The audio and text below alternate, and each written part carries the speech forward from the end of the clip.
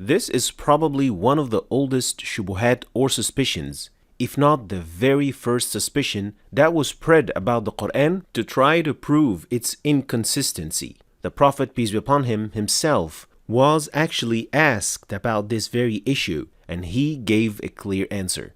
Funnily enough, this doubt or suspicion is still being spread around till this very day. So what is it?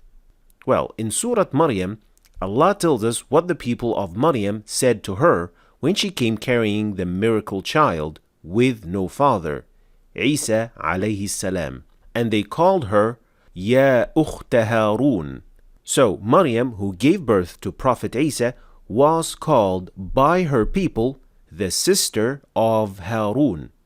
Naturally, and as almost everyone knows, Harun was the name of the brother of Musa, Prophet Harun, who actually came before Isa by at least 1,000 years. So how is it possible? Is this really a historical inaccuracy in the Quran, as they claimed? And not surprisingly, it is not an inconsistency, of course. The Sahabi Al-Mughira ibn Utbah came to the Prophet, peace be upon him, with the exact same question, which the Sahabi couldn't answer himself when the Christians of Najran asked him the same question. And so he came back to the Prophet, peace be upon him, to get the answer, to which the Prophet, peace be upon him, simply said, "Why didn't you tell them that the children of Israel named their people after the prophets and the pious?" Indicating that Maryam did indeed have a brother called Harun, but not the same Harun who was the brother of Musa.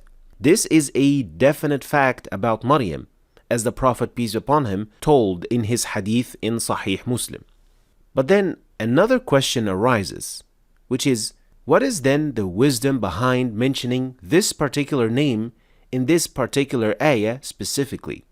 Well, the interpreters of the Quran provided a clear answer for that. First, Maryam was indeed from the lineage of Harun, the brother of Musa, and so calling her the sister of Harun is both reminding her of being the sister of a pious man, but also of being from the lineage of a prophet, Harun, the brother of Musa. And this is the style of the Quran and Arabic in general when referring to a relative. Like what we observe in Surah Al-Ahqaf, وَاذْكُرْ أَخَا عَادٍ إِذْ أَنذَرَ قَوْمَهُ بِالْأَحْقَافِ.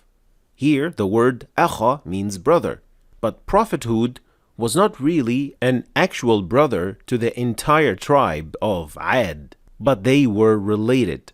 Similarly, وَعَادٌ وَفِرْعَوْنُ وَإِخْوَانُ لُوطٍ. The same concept, they were called إِخْوَانُ Lut, the brothers of Lut, because they were relatives, not because they were direct brothers. And so, ukhta Harun carries the same meaning as well, being the actual sister of a Harun, as told by the Prophet, peace be upon him, but also a relative to Harun, the Prophet, and from his lineage. So mentioning Harun both as brother and as relative was relevant to be mentioned here in this context to remind her of her good family, because according to them, she did something wrong, and so it was relevant to be reminded and mentioned in this position. And this is simply the magnificence of the Quran, the layers upon layers of meanings and indications which all miraculously line up to form a complete picture. Thanks for watching.